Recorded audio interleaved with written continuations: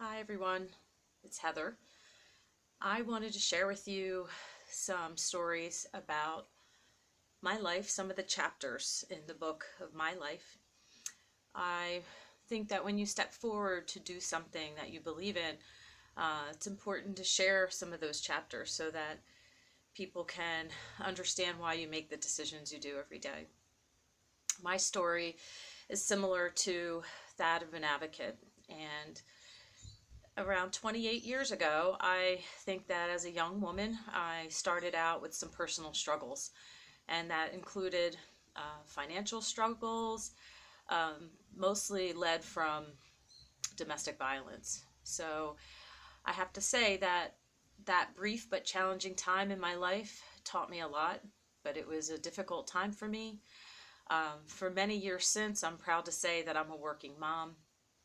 Along with my husband and I, we have spent the last 12 years giving back every day as leaders, educators, and volunteers.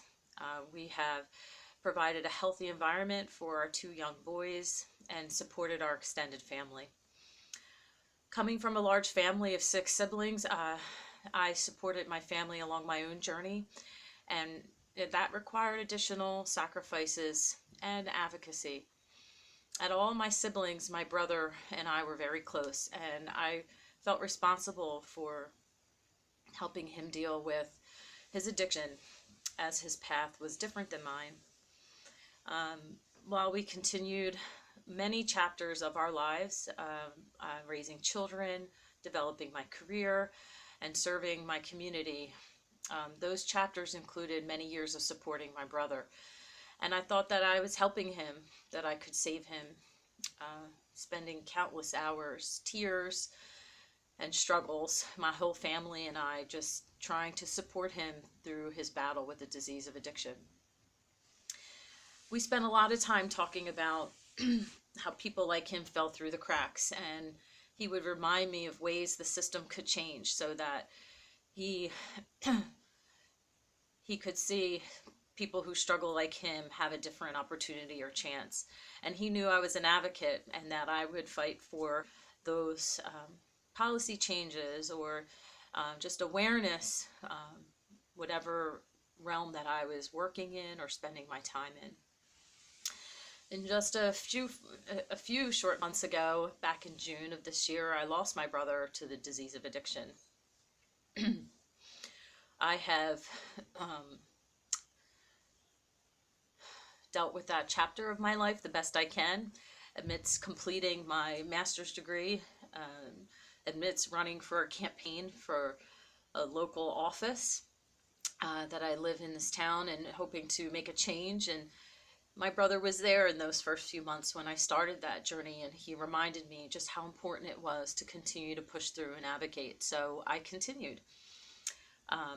I have to say that I continue to advocate for people, not just in my professional career, people with disabilities, but the awareness that I've had for the last over 20 years for addiction continues to be with me in a way that I can share with others the struggles that people go through.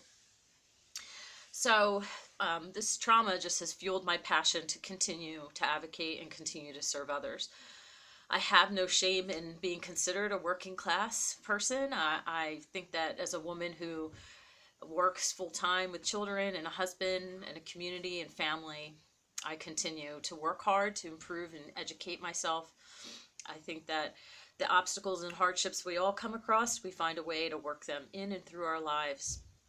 I think that my experiences are what make me successful and help me continue to be a community advocate for others. So I don't wear those labels. I'm bigger than them.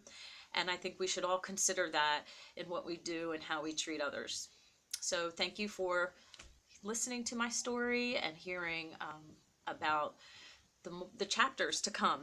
And so I end with this book that perhaps you'd want to read about being kind, what it means to be kind. So perhaps you'd want to read this book someday. I think it's a good reminder of that, as well as a reminder of who my brother was.